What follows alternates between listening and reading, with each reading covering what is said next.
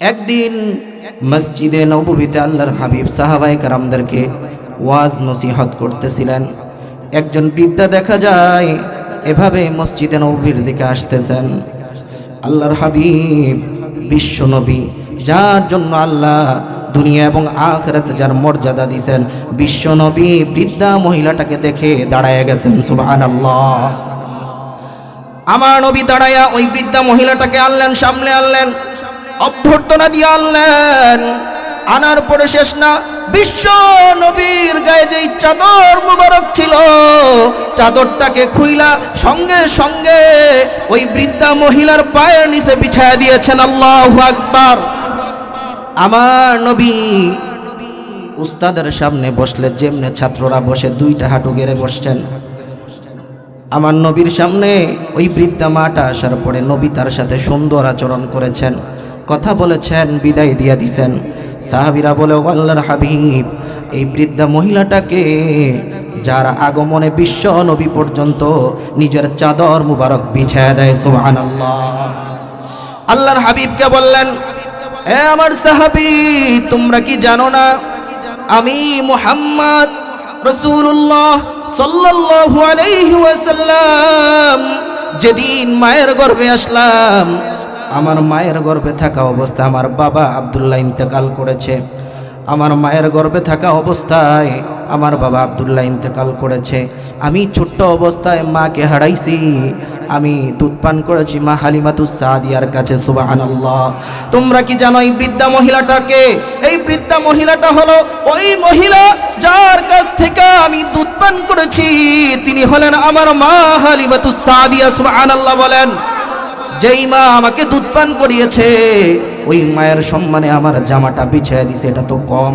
যদি কোনো মানুষ তার মা যেই পরিমাণ শ্রম দিয়েছে, একটা সন্তানকে মানুষ করতে গিয়া বাবা যেই পরিমাণ পরিশ্রম করেছে, একটা বাচ্চা মানুষ করতে গিয়া মা যেই পরিমাণ কষ্ট করেছে, আল্লাহর হাবিব বলেন, যদি তোমার চামড়া উঠাইয়া মায়ের পায়ের জুতা বানিয়ে দাও, খোদার কসম ওই মায়ের হক কোনোদিন আদায় হবে না। সুবহানাল্লাহ বলেন।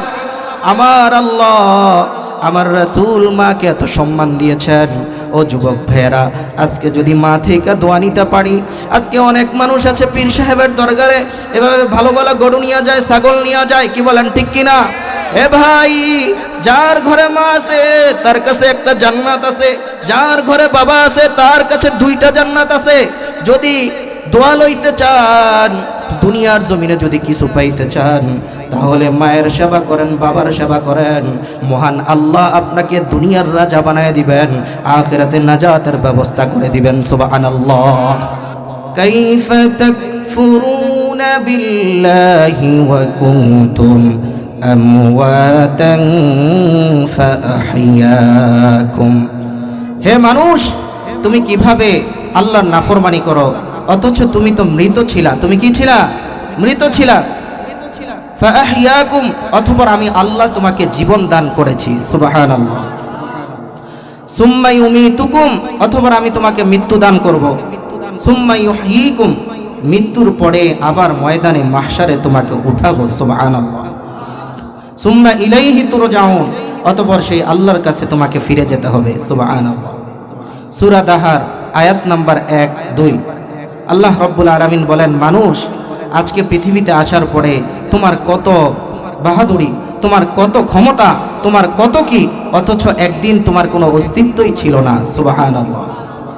আল্লাহ তাআলা বলেন, হাল আতা আলাল ইনসানি হিনুম মিনাত দাহরি লাম ইয়াকুন শাইআম মাযকুরা। আল্লাহ রাব্বুল আলামিন বলেন, হে মানুষেরা, তোমাদের উপর কি এমন সময় অতিবাহিত হয় নাই যেদিন তোমাদের কোনো অস্তিত্ব ছিল না? আমি আল্লাহ রাব্বুল আলামিন দয়া করে তোমাদেরকে মানুষ রূপে আকৃতি দিয়ে আল্লাহ দুনিয়াতে পাঠাইছি। সুবহানাল্লাহ। বলেন, আমাদের একদিন কোনো অস্তিত্ব ছিল? আল্লাহ তাআলা আমাদেরকে অস্তিত্ব দিয়েছেন। কি বলেন ঠিক কি ঠিক না? সূরা হজ আয়াত নাম্বার 5। আল্লাহ আমাদেরকে কিভাবে অস্তিত্ব দিলেন? আল্লাহ রাব্বুল আলামিন সূরাতুল হজ্জের 5 নম্বর আয়াতে কারিমার মধ্যে আল্লাহ বলেন, ইন্না খালাকনাকুম মিন তুরাবিন সুম্মা মিন নুতফাতিন সুম্মা মিন আলাকাতিন সুম্মা মিন মুদগা। হে মানুষ, ইন্না খালাকনাকুম মিন তুরাব, নিশ্চয় আমি তোমাদেরকে মাটির নির্যাস থেকে তোমাদেরকে সৃষ্টি করেছি। আল্লাহু আকবার। আল্লাহ তাআলা তোমাদেরকে মাটির নির্যাস থেকে সৃষ্টি করেছেন, মানে আমার বাবা আদম পয়গম্বরকে আল্লাহ রব্বুল আলামিন সর্বপ্রথম মাটি দিয়ে তৈরি করেছেন। আল্লাহ বলেন, মানুষ, তোমার মূল যেই সৃষ্টি আছে, তোমার বাবা এবং মাকে আমি আল্লাহ তাআলা মাটি থেকে সৃষ্টি করেছি। সুবহানাল্লাহ। অতঃপর তোমাদেরকে আমি আল্লাহ সৃষ্টি করেছি মিন তুরাবিন সুম্মা মিন নুতফা, অতঃপর আমি তোমাদেরকে ধাপে ধাপে বাবার শুক্রাণু মায়ের ডিম্বাণুর মিশ্রণে আমি আল্লাহ তোমাদেরকে সৃষ্টি করেছি। সুবহানাল্লাহ। এক ফোঁটা নাপাক পানি থেকে তোমাদেরকে আমি আল্লাহ অস্তিত্ব দান করেছি। এতেই তোমার বাহাদুরি আর ক্ষমতায় টিকা যায় না। কি বলেন, ঠিক কি ঠিক না? আল্লাহ বলেন, শুক্রবিন্দুকে মেহনত করতে করতে ফেরেশতা লাগাইয়া এটাকে দিনের পর দিন মেহনত করে 40 দিন পরে আমি আল্লাহ তাআলা এটাকে রক্তের আকার ধারণ করিয়ে দিয়েছি। সুবহানাল্লাহ। আরো 40 দিন ফেরেশতা মেহনত করে করে আমি এটাকে একটা গোশতের আকার তাতে দিয়েছি। সুবহানাল্লাহ বলেন। ওয়ানুকিরু ফিল আরহামি মা নাশা।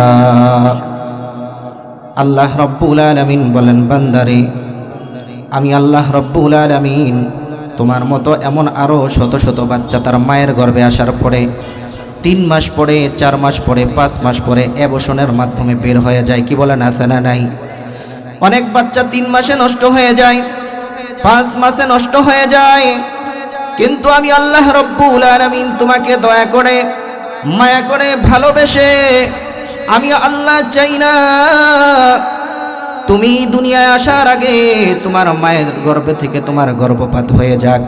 এই জন্য আমি আল্লাহ রব্বুল আলামিন তোমার মায়ের গর্ভের মধ্যে 10 মাস 10 দিন পর্যন্ত তোমাকে পরিপূর্ণ বানায়া, আমি আল্লাহর কুদরতি হাত দিয়া তোমার নাকটা বানাইয়া, তোমার কপালটা বানাইয়া, তোমার কানটা বানাইয়া, আমি রবকে সেজদা করার জন্য কপালটা বানাইয়া দুনিয়াতে আমি আল্লাহ রব্বুল আলামিন তোমাকে আসার ব্যবস্থা করে দিয়েছি। সুবহানাল্লাহ। আমি আল্লাহ তোমাদেরকে আসার ব্যবস্থা করে দিয়েছি। তাহলে এটা আল্লাহ তাআলার দয়া কিনা বলেন? আল্লাহ চাইলে আমাদেরকে অ্যাবর্শন করে বের করে দিতে পারতেন কি পারতেন না? আল্লাহ রব্বুল আলামিন, আল্লাহ তাআলা বলেন, ওয়াল্লাহু আখরাজাকুম মিন বুতুনি উম্মাহাতিকুম লা তা'লামুনা শাইআ। আমি তো এমন দয়াল আল্লাহ, আমি তোমাদেরকে এমন অবস্থায় পৃথিবীর জমিনে তোমাকে এনেছি, তোমার মায়ের গর্ভ থেকে এমন অবস্থায় বের করেছি, তোমার কোনো ভাষা ছিল না, তোমার কোনো কথা ছিল না। তুমি দুনিয়ার ভিতরে আসলে কি খাবে, তোমার মায়ের গর্ভ থাকলে কি খাবে? আমি আল্লাহ রব্বুল আলামিন তোমার মায়ের গর্ভে যখন আসলে তোমার খাবার কি হবে? আমি আল্লাহ রব্বুল আলামিন তোমার মায়ের নাভির সাথে তোমার একটা তারের সম্পর্ক করে দিলাম। এই জবানটাকে আমি আল্লাহ রব্বুল আলামিন নাপাক বানাই নাই। আমি আল্লাহ রব্বুল আলামিন তোমার মায়ের গর্ভে, তোমার মায়ের নাভির সাথে তোমার নাভির একটা সম্পর্ক তৈরি করে দিয়েছি।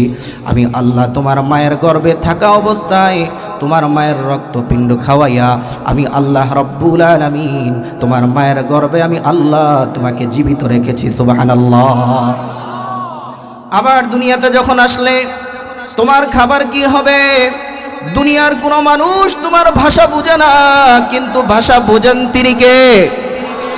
আল্লাহ বলে, বান্দা, দুনিয়াতে আইলে বাহিরের খাবার তুমি খেতে পারবি না, আমি আল্লাহ তো জানি। এই জন্য তুমি দুনিয়াতে আসার আগে আগে আমি আল্লাহ রব্বুল আলামিন 6 মাস আগে তোমার মায়ের বুকে তোমার জন্য পিওর খাবারের ব্যবস্থা করে দিলাম। আজকের বিজ্ঞান বলে যদি কোনো মা তার সন্তানকে ভূমিষ্ঠ হওয়ার পরে বুকের প্রথম দুধ তাকে পান করায়, মহান আল্লাহ ওই দুধ পান করানোর কারণে এভাবে মহামারী বিভিন্ন রোগ বালা মুসিবত থেকে আল্লাহ তাকে হেফাজত করেন। সুবহানাল্লাহ। এগুলো আল্লাহর দয়া কি দয়া না বলেন? আল্লাহ যদি দয়া না করতেন, আমার জন্য এত চিন্তা আল্লাহ তাআলা করতেন, আমি দুনিয়াতে এসে কি খাবো এটার ব্যবস্থাও যেই আল্লাহ করেছেন, ওই রবের ইবাদত করা দরকার আছে না নাই? তাহলে রবের ইবাদত কিভাবে করব? রবের ইবাদত হলো দৈনন্দিন জীবনে 5 ওয়াক্ত নামাজ। কি বলেন, ঠিক কি ঠিক না? রবের সাথে কাউকে শিরিক করা যাবে না, আল্লাহর সাথে কাউকে শরীক করা যাবে না। মুয়াজ্জিন যখন মাইক থেকে হাইয়া আলাস সালাহ, হাইয়া আলাস সালাহ, হাইয়া আলাস সালাহ বইলা ডাক দিবে, মুমিন বান্দা দোকানে বসে থাকতে পারে না। আল্লাহ তাআলা যেই বান্দাকে এত যত্ন কইরা বানাইছেন, যখন মুয়াজ্জিন সাহেব হাইয়া আলাল ফালাহ এই আজানের ধ্বনি দিয়া ডাকবে, কোনো মুমিন ঘরে বসে থাকতে পারে না, কোনো দোকানদার দোকানে বসে থাকতে পারে না, রিকশাওয়ালা ভাই রিকশা চালাইতে পারে না। যেই মুহূর্তে মুয়াজ্জিনের আজান কানে ঢুকে যাবে, সাথে সাথে আল্লাহকে সেজদা করার জন্য মসজিদে চলে আসবে। কি বলেন, ঠিক কি ঠিক না? যেই রব আমাকে এত বেশি নেয়ামত দিলেন, ওই রবের ইবাদত করা দরকার আছে না নাই? আল্লাহ রব্বুল আলামিন যে আয়াতে কারিমাটা তিলাওয়াত করলাম, আল্লাহ বলেন, وَقَضَى رَبُّكَ أَلَّا تَعْبُدُوا إِلَّا إِيَّاهُ وَبِالْوَالِدَيْنِ إِحْسَانًا। আল্লাহ বলে, বান্দা শোনো, আমি আল্লাহ এত যত্ন কইরা তোমাকে বানাইলাম, এই জন্য আমি আল্লাহর ইবাদত করবা। কিন্তু তুমি যে দুনিয়ার জমিনে আসলা, এখানে তোমার বাবার বড় অনুদান, এখানে তোমার মায়ের বড় অনুদান।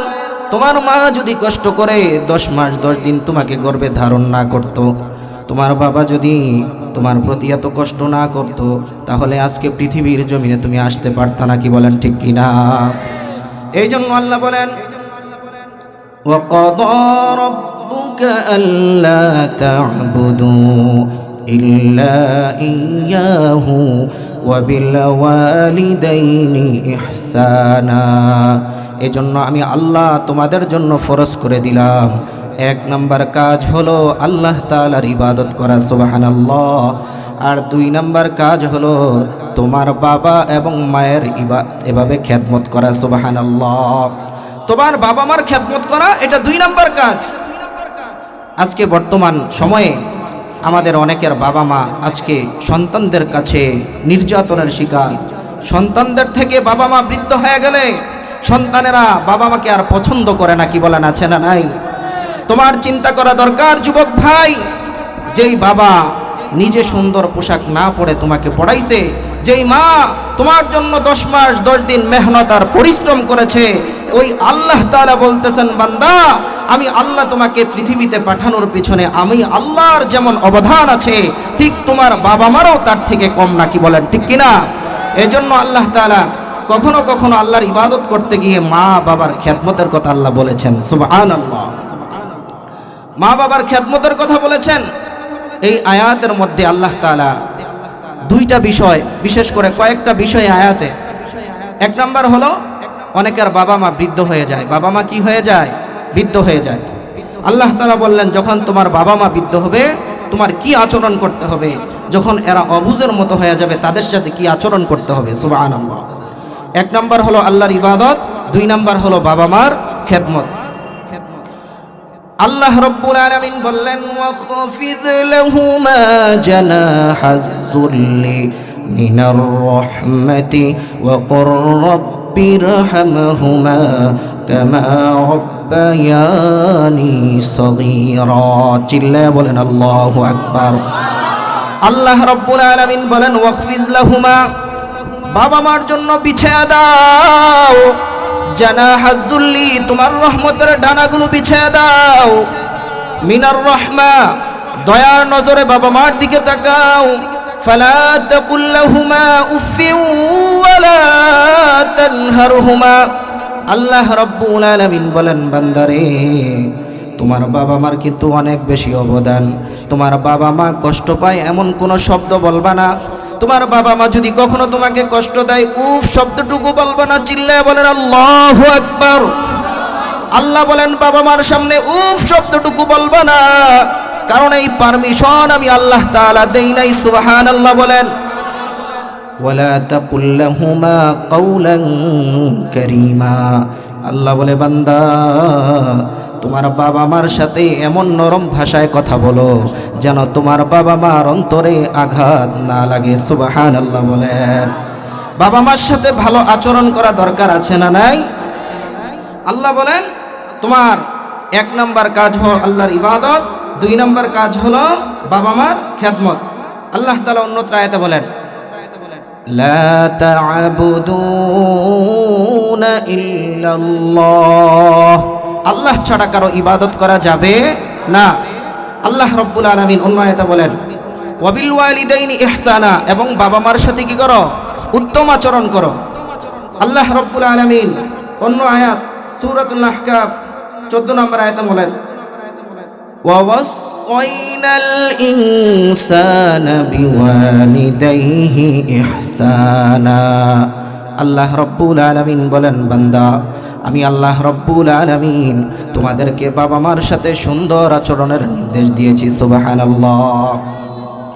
আল্লাহ রাব্বুল আলামিন অন্য আরেক আয়াতের মধ্যে বলেন ওয়াওয়াসাইনাল ইনসানা বিওয়ালিদাইহি ইহসানা আমি আল্লাহ রাব্বুল আলামিন তোমাদেরকে বাবা মার সাথে সুন্দর আচরণের কথা আমি আল্লাহ বলেছি সুবহানাল্লাহ এভাবে আল্লাহ রাব্বুল আলামিন অনেকগুলো আয়াত বর্ণনা করেছেন সন্তান এক হলো আল্লাহর ইবাদত আর দুই নাম্বার হলো বাবা মার খেদমত আল্লাহর হাবিব সাল্লাল্লাহু আলাইহি ওয়াসাল্লামের কাছে বুখারী শরীফের 5071 নম্বর হাদিস আল্লাহ রাব্বুল আলামিন বাবা মার কত সম্মান দিয়েছেন আব্দুল্লাহ ইবনে মাসউদ রাদিয়াল্লাহু তাআলা আনহু থেকে হাদিস বর্ণিত عن عبد الله بن مسعود رضي الله تعالى عنه قال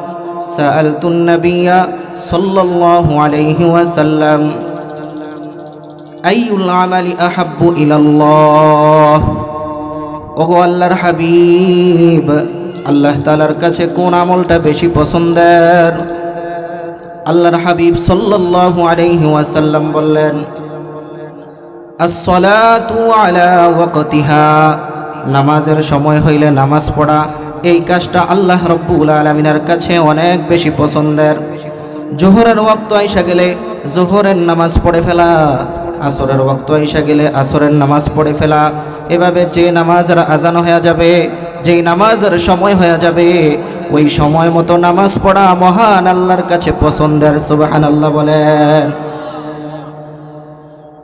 দুই নম্বরে আল্লাহর হাবিব সাল্লাল্লাহু আলাইহি ওয়াসাল্লামকে প্রশ্ন করা হলো গো আল্লাহর হাবিব সুম্মা আইয়ুন আল্লাহর হাবিব বললেন বিররুল ওয়ালিদাইন আল্লাহর কাছে দুই নম্বর সব থেকে বেশি পছন্দের হলো বাবা মার সাথে সুন্দর আচরণ করা সুবহানাল্লাহ বলেন আল্লাহর হাবিবকে প্রশ্ন করা হলো সুম্মা আইয়ুন ক্বালা রাসূলুল্লাহ সাল্লাল্লাহু আলাইহি ওয়াসাল্লাম আল জিহাদু ফি সাবিলিল্লাহ এভাবে আল্লাহর রাস্তায় জিহাদ করা আল্লাহর কাছে এক নাম্বার হলো নামাজের পরে হলো বাবা মার খেদমত বাবা মার খেদমতের পরে আল্লাহর রাস্তায় জিহাদ করা আল্লাহ তাআলার কাছে প্রিয় সুবহানাল্লাহ বলেন 5071 নম্বর হাদিস عن أبي هريرة رضي الله تعالى عنه قال جاء رجل إلى رسول الله صلى الله عليه وسلم আল্লাহর হাবিব সাল্লাল্লাহু আলাইহি ওয়াসাল্লামের কাছে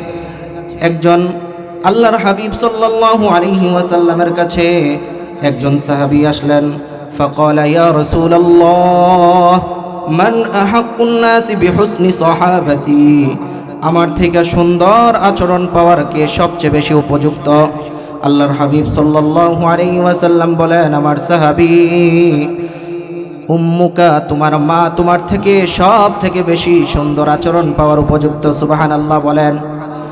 সাহাবী জিজ্ঞাসা করলেন, ও আল্লাহর হাবিব, সুম্মা আইয়ুন, অতঃপর কে? আল্লাহর হাবিব বলেন, সুম্মা উম্মুকা, অতঃপর তোমার মা। অতঃপর আল্লাহর হাবিব বলেন, সুম্মা আইয়ুন, অতঃপর কে? আল্লাহর হাবিব বললেন, সুম্মা উম্মুকা। আল্লাহর হাবিবকে প্রশ্ন করা হলো, তারপরে কে? আল্লাহর হাবিব বলেন, তোমার বাবা তোমার থেকে সুন্দর আচরণ পাওয়ার উপযুক্ত। সুবহানাল্লাহ বলেন।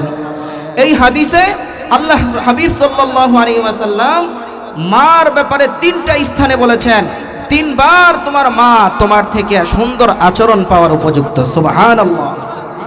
আল্লাহ রাব্বুল আলামিন বলেন, মায়ের কথা 3 বার কেন বললেন? অন্য আয়াতে আল্লাহ তাআলা বলেন, হামালাতুহু উম্মুহু কুরহাও ওয়া ওয়াদাআতুহু কুরহা। এ দুনিয়ার মানুষেরা শোনো, আল্লাহর হাবিব কেন মায়ের 3 বার কথা বলেছেন, মায়ের সেবার কথা 3 বার কেন বলেছেন? কারণ হলো, দুনিয়ার জমিনে একটা সন্তানের জন্য তার মা যেই 3টা কষ্ট করেন, দুনিয়ার আর কোনো মানুষ এই কষ্ট করে না। কি বলেন ঠিক কি ঠিক না? আল্লাহ রাব্বুল আলামিন বলেন, ওয়া হামলুহু, তোমার মা তোমাকে গর্ভে ধারণ করেছে। 2 নম্বর হলো, তোমার মা তুমি যখন প্রসবের মাধ্যমে দুনিয়াতে আসতেছিলা, এমন একটা যুদ্ধের ময়দানে অবতরণ হয়েছিলেন, তার জীবন বাঁচা মরার একটা অবস্থায় উপনীত হয়েছিলেন। কি বলেন ঠিক কি না? আবার যখন পৃথিবী থেকে আসলেন, পৃথিবীতে আসার পরে দুনিয়ার সব মানুষ ঘুমায়, কিন্তু মা সন্তানটা যখন রাত্রিবেলায় কান্না করে দেয়, মা আর ঘুমাইতে পারে না। কি বলেন ঠিক কি ঠিক না? এভাবে শুধু একটা দিন নয়, এভাবে তোমার মা তোমাকে প্রায় 2.5 বছর দুগ্ধপান করিয়েছেন। প্রায় 3 থেকে 4 বছর পর্যন্ত একটা সন্তান মানুষ করার পিছনে মা শ্রম দিয়েছেন। কি বলেন ঠিক কি ঠিক না? এই জন্য আল্লাহ বলেন, তোমার মা তোমার থেকে সুন্দর আচরণ পাওয়ার উপযুক্ত। সুবহানাল্লাহ। আল্লাহ তাআলা একবার বলেন নাই, অথবা বাবার কথা আল্লাহ তাআলা বলেছেন। অথচ আজকে বর্তমানে ইসলামের দুশমনেরা, ইসলামের শত্রুরা, যারা নারীবাদী কথা বলে বলে আমার আপনার মা বোনদেরকে উলঙ্গ বেহায়া করে রাস্তায় নামাইতে চায়, আমার দেশের মুসলমানদের ইজ্জত নষ্ট করতে চায়, ওই সমস্ত নষ্টভ্রষ্ট নারীগুলো আমার মা বোনদের ইজ্জত লুণ্ঠন করে করে বলে এদেশে নারীদের অধিকার দেওয়া হয় না। কি বলেন ঠিক কিনা?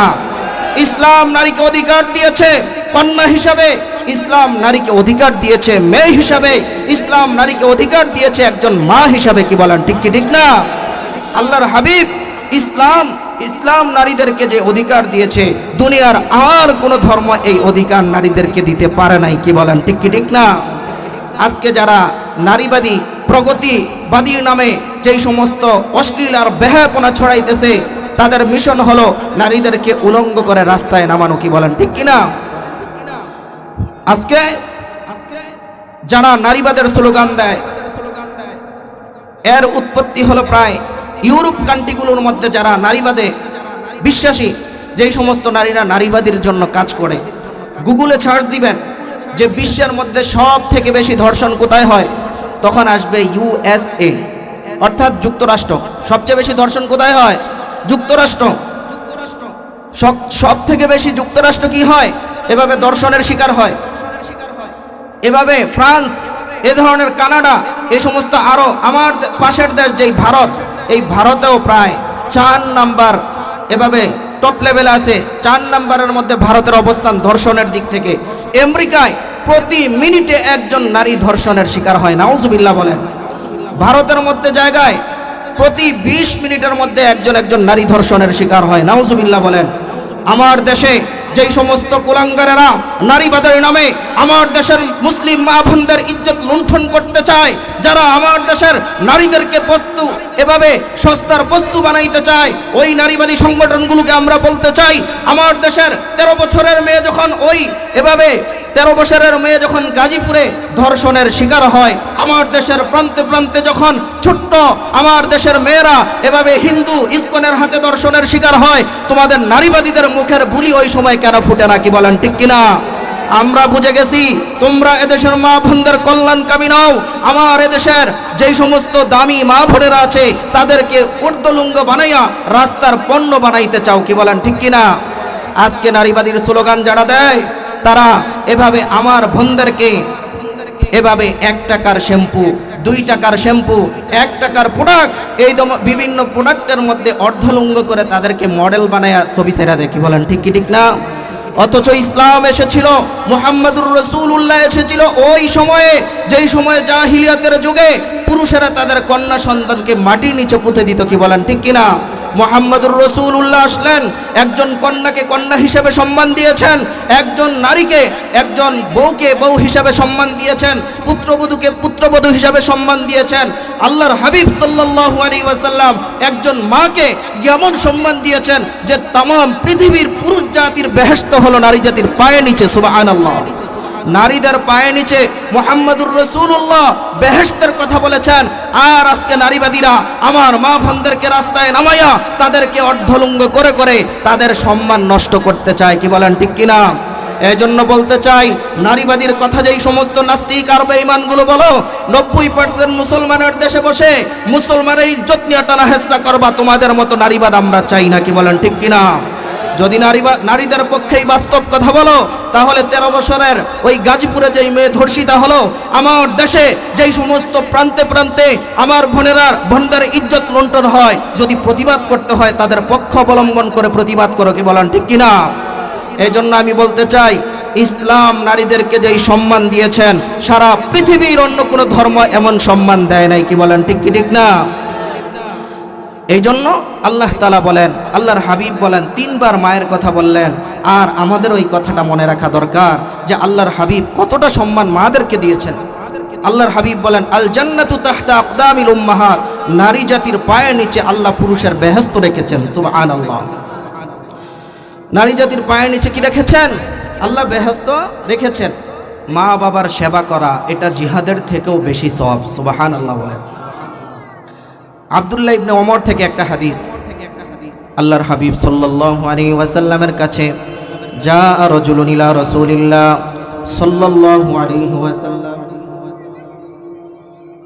আল্লাহর হাবিবের কাছে একজন সাহাবী আসলেন। আয়েশা বলতে, ফাস্তাযানাহু ফিল জিহাদ, আল্লাহর হাবিবের কাছে জিহাদের পারমিশন চাইলেন। ও আল্লাহর হাবিব, আমার তো মনে চায় জিহাদের ময়দানে যাই, আমি জিহাদ করে শাহাদাত বরণ করি। আল্লাহর হাবিব বললেন, আহাইয়ুন ওয়ালিদাকা, তোমার বাবা মা কি জীবিত আছে? আল্লাহর হাবিবকে বললেন, ক্বালা নাআম, ওগো আল্লাহর হাবিব, আমার বাবা মা জীবিত আছেন। আল্লাহর হাবিব বললেন, তোমার বাবা মা যদি থাকে, ফাফিহিমা ফাজাহিদ, তোমার বাবা মার পা আঁকড়ে ধরো, তোমার বাবা মার খেদমত করো। মহান আল্লাহ জিহাদের চাইতে বেশি সওয়াব তোমার আমলনামায় দান করে দিবে। সুবহানাল্লাহ। অন্য একজন সাহাবী আসলেন আল্লাহর হাবিবের কাছে, ফাস্তাযানাহু ফিল জিহাদ, আল্লাহর হাবিবের কাছে বলতেছেন, ওগো আল্লাহর হাবিব, আমি তো জিহাদের ময়দানে যেতে চাই। আল্লাহর হাবিব বললেন, আবাওয়ান, হে আমার সাহাবী, তোমার কি বাবা মা আছে? সাহাবী বললেন, ইয়া রাসূলুল্লাহ, আমার বাবা মা আছে। বলে, তোমার বাবা মাকে কেমন অবস্থায় রেখে আসছো? ওই সাহাবী বলতেছেন, আমি যখন জিহাদের পারমিশন চাইলাম, আমার বাবা এবং মা চোখের পানি ছাইরা ছাইরা কান্না করতেছেন। আল্লাহর হাবিব বললেন, সাহাবী, তোমার জিহাদের ময়দানে যাওয়ার দরকার নাই, তোমার বৃদ্ধ বাবা মার খেদমত করবা। খেদমত করার কারণে মহান আল্লাহ তোমার আমল নামায় জিহাদের সওয়াব দান করে দিবেন। সুবহানাল্লাহ। বাবা মার খেদমত করা এটা জিহাদের থেকে বেশি সওয়াব। আমার ভাইয়েরা, আজকে বাবা মাকে পাওয়ার পরেও আজকে আমি আপনি সেবা করতে চাই না। কি বলেন, ঠিক কি ঠিক না? বাবা মাকে পাওয়ার পরেও আজকে তাদের সাথে সুন্দর আচরণ করতে চাই না। বাবা মা আমার জান্নাত। এই জন্য বাবা মার খেদমত এটা জিহাদের থেকে বেশি দামি সম্পদ। সুবহানাল্লাহ। আল্লাহর হাবিব সাল্লাল্লাহু আলাইহি ওয়াসাল্লাম বাবা মার খেদমতকে এতটা দাম দিয়েছেন, আল্লাহর হাবিব সাল্লাল্লাহু আলাইহি ওয়াসাল্লাম জিহাদের থেকে বেশি সওয়াবের কথা আল্লাহ হাবিব বলেছেন। এভাবে কোন ব্যক্তি যদি, আমাদের মা বোনদেরকে আল্লাহ তাআলা কতটা ইজ্জত দিয়েছেন, যদি কেউ গর্ভে বাচ্চা ধারণ করে, সন্তান ধারণ করে, তো আল্লাহ রব্বুল আলামিন এই মহিলা যতদিন পর্যন্ত সন্তান গর্ভে থাকবে প্রতিটা মুহূর্তে মুহূর্তে নফল রোজার সওয়াব আল্লাহ দান করতে থাকবেন। সুবহানাল্লাহ। শুধু তাই না, যদি কোনো মহিলা সন্তান গর্ভে নিয়া প্রতিটা রাত্রি যখন ঘুমাইতে যায়, আমার মা বোনেরা, ছোট্ট ছোট্ট সন্তানগুলো মা যখন রাত্রিবেলায় ঘুমায়া যায়, এভাবে সন্তানেরা পেটের ভিতর লাথি মারলে ঘুম নষ্ট হয়ে যায়। আল্লাহর হাবিব বলতেছেন, যেই মা 10 মাস 10 দিন বাচ্চাকে গর্ভে ধারণ করেছে, সন্তানদেরকে গর্ভে ধারণ করেছে, মহান আল্লাহ প্রতিটা রাত্র আল্লাহর সামনে দাঁড়াইয়া ইবাদত করলে যে সওয়াব হতো, আল্লাহ রব্বুল আলামিন সেই সওয়াব দান করে দিবেন। সুবহানাল্লাহ। এই জন্য বাবা মার খেদমত করা দরকার আছে না নাই?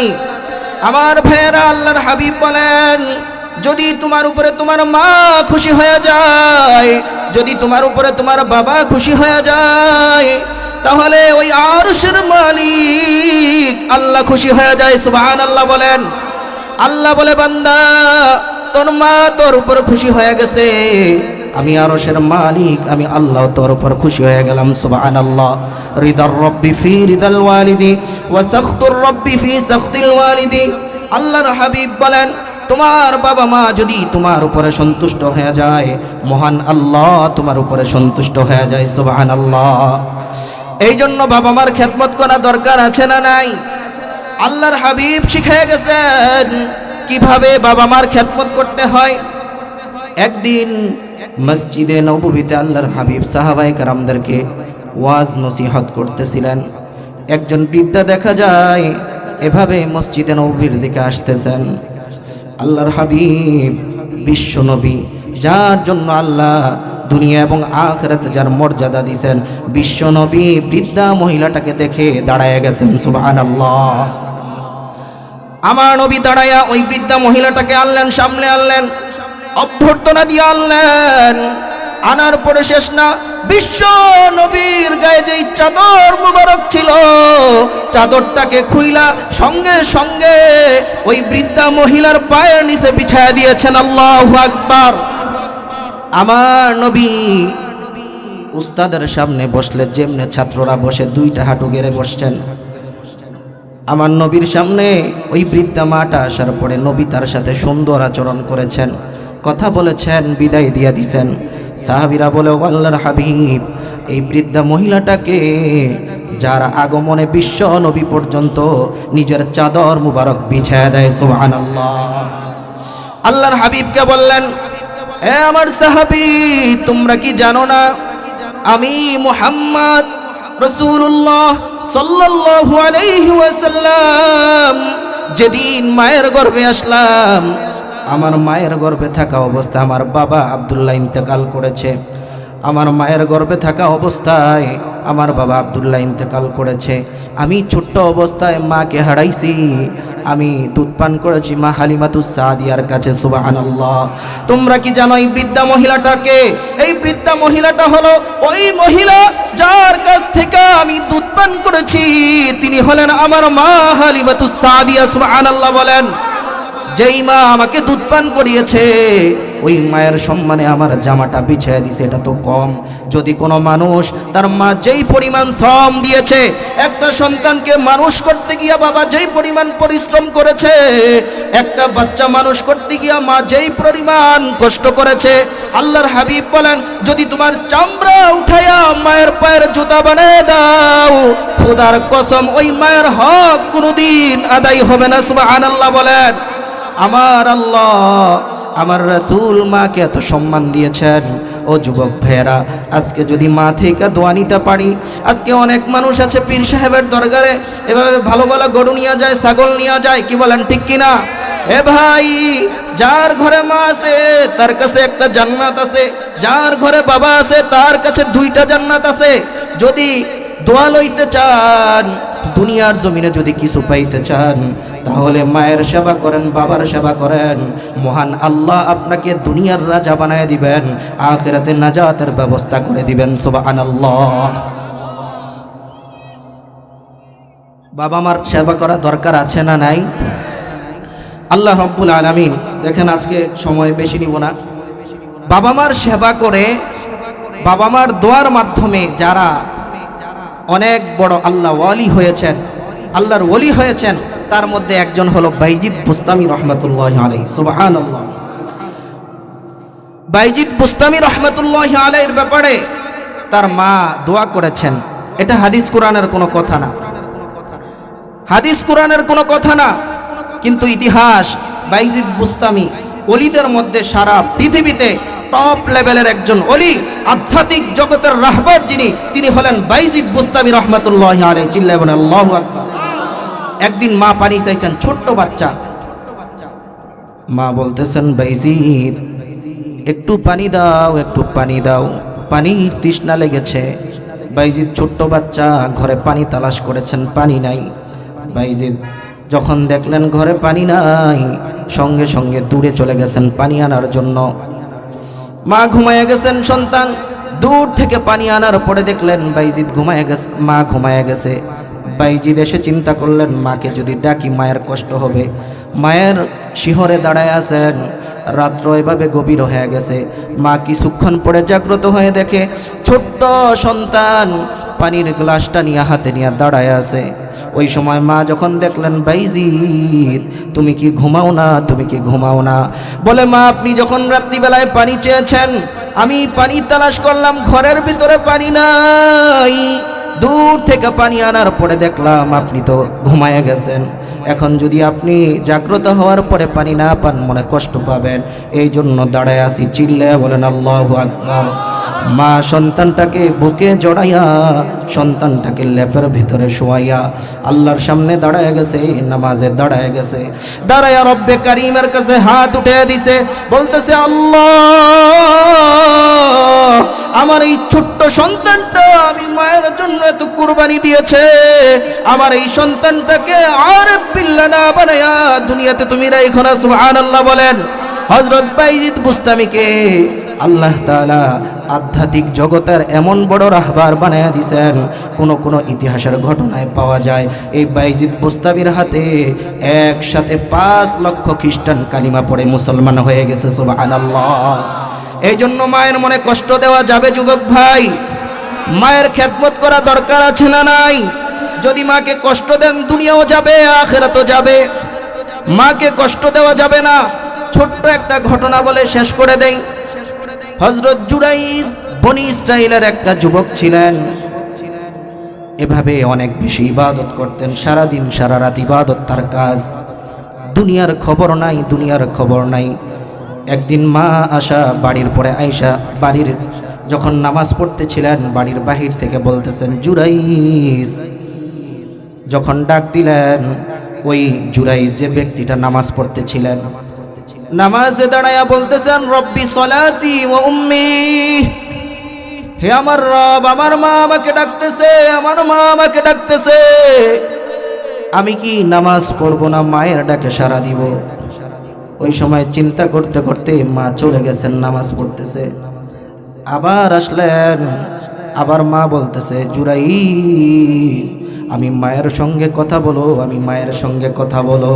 জুরাইজ চিন্তা করতেছে রব্বি সলাতি, হে আমার রব আমার নামাজ, আমার মা আমি কোনটা করব?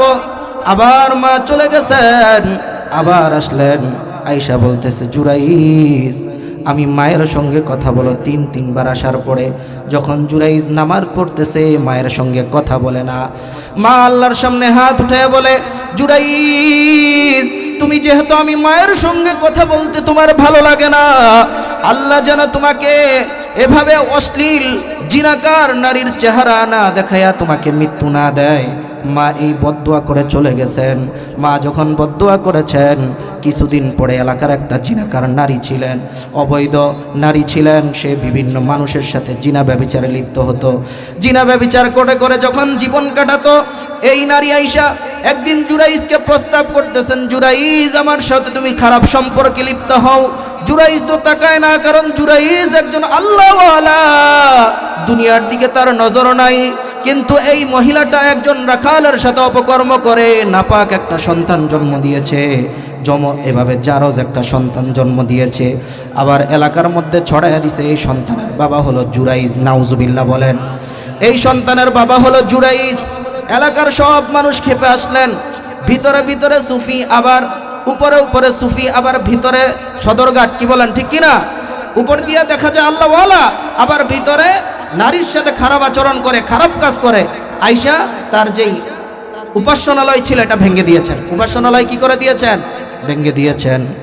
এলাকার মানুষ বলে, জুরাইজ তুমি যদি এর থেকে মুক্তি পেতে চাও, তোমার ব্যাপারে আমরা প্রমাণ চাই।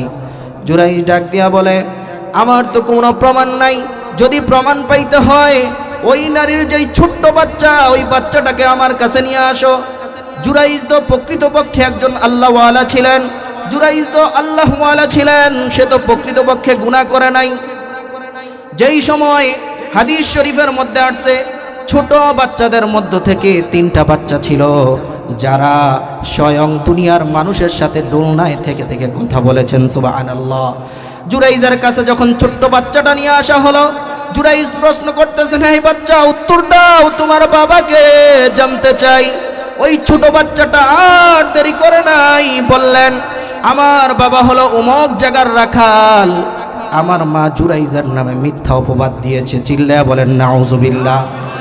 জুরাইজকে বলতেছে এলাকার সমস্ত মানুষেরা, ঠিক আছে জুরাইজ, তোমার চিন্তার কোনো কারণ নাই, তোমার যেই উপাসনালয় আছে এটা আমরা স্বর্ণ দিয়া করে দেই, সুবহানাল্লাহ। জুরাইজ বলে, না, স্বর্ণের প্রাসাদ আমি চাই না, আমি তো ছোট্ট একটা কুঠির ঘর চাই যেখানে আল্লাহর ইবাদত করা চাই। আর বললেন, তাহলে এই ঘটনা কেন ঘটলো? জুরাইজ ডাক দিয়া বলতেছেন, জানো, আমার মা, আমি যখন নামাজ পড়তেছিলাম ওই সময় আমার মা এসে বলতেছে, জুরাইজ আমার সঙ্গে কথা বলো। আমি আমার মায়ের সঙ্গে কথা বলি নাই, আমি মায়ের নাফরমানি করার কারণে মহান আল্লাহ আমার মায়ের বদদুয়ার কারণে আজকে আমাকে এইভাবে লাঞ্ছিত করেছেন, সুবহানাল্লাহ। এই জন্য প্রিয় ভাইয়েরা, যুবক ভাইয়েরা, যদি দুনিয়াতে শান্তি পেতে চান, দুনিয়ার জমিনে কল্যাণ কামনা করতে চান, কল্যাণকামী হতে চান, বড় হতে চান, ভালো ব্যবসায়ী হতে চান, মা বাবার খেদমতের বিকল্প কিছু নাই, কি বলেন ঠিক কিনা? আমার মা আমার বাবা আমার জন্য সবচেয়ে বড় পীর সাহেব, কি বলেন ঠিক কি ঠিক না? আল্লাহ তাআলা শিখাইয়া দিয়েছেন, দুনিয়ার মানুষ শোনো, আল্লাহ তাআলা বলেন, যদি তোমার বাবা এবং মা হিন্দুও হয়, যদি বৌদ্ধ হয়, খ্রিস্টানও হয়, যদি অন্য কোনো ধর্মের মানুষও হয়, তোমার বাবা মা যদি তোমাকে আল্লাহর সাথে শিরিক করতে বলে, শিরিক করা যাবে না, কিন্তু তারপরেও বাবা মার সাথে খারাপ আচরণ করা যাবে না, কি বলেন ঠিক কি না? এজন্য প্রিয় ভাইয়েরা, বাবা মার খেদমত করেন, দুনিয়াতে কামিয়াব হবেন, আখিরাতেও লাভবান হবেন। বাবা মা যার আছে, এক একটা জান্নাত আমাদের ঘরে আছে। এজন্য যুবকদেরকে প্রতিজ্ঞাবদ্ধ হতে হবে, আমার দ্বারা যেন আমার বাবা আমার মা কষ্ট না পায়, কি বলেন ঠিক কিনা? আল্লাহ তাআলা আমাদের যুবকদেরকে আমার বাবা এবং মায়ের পরিপূর্ণ খেদমত করার তৌফিক আল্লাহ দান করেন, সকলে বলি আমিন। যাদের বাবা মা আছে, প্রতিটা বাবা মার খেদমত করার তৌফিক আল্লাহ আমাদের দান করেন, সকলে বলি আমিন। আমাদের বাবা মাকে সুস্থতার নেয়ামত আল্লাহ দান করেন। আর যাদের বাবা মা বেঁচে নাই, তাদের জন্য 4টা হক। 1 নম্বর হলো বাবা মার ইন্তেকালের পরে তাদের জন্য বেশি বেশি দোয়া করা, বেশি বেশি কি করা? দোয়া করা। 2 নম্বর তাদের জন্য ইস্তেগফার করা। 4 নম্বর হলো তারা যদি কারো সাথে ওয়াদা করে থাকেন, এই ওয়াদা পূরণ করা। 4 নম্বর এভাবে তাদের বন্ধু বান্ধব যারা আছে, যেমন আপনার বাবার সাথে আপনার চাচা চলতো, এলাকার একজন মুরব্বী চলতো, বাবাকে যেই সম্মান করতেন, মাঝে মাঝে আপনার বাবার বন্ধুকে সেই সম্মান করেন, তাকে একটু হাদিয়া দেন, তার সাথে সুন্দর কথা বলেন। আপনার মায়ের বান্ধবী যে ছিল তার সাথে সুন্দর আচরণ করেন। আল্লাহ তাআলা আপনার যেই ত্রুটি হয়ে গেছে, আল্লাহ তাআলা সেই ত্রুটিগুলো মাফ করে আল্লাহ আপনার আব্বা আর আম্মার কবরটা জান্নাতের বাগান বানিয়ে দেবে, সকলে বলে আমিন।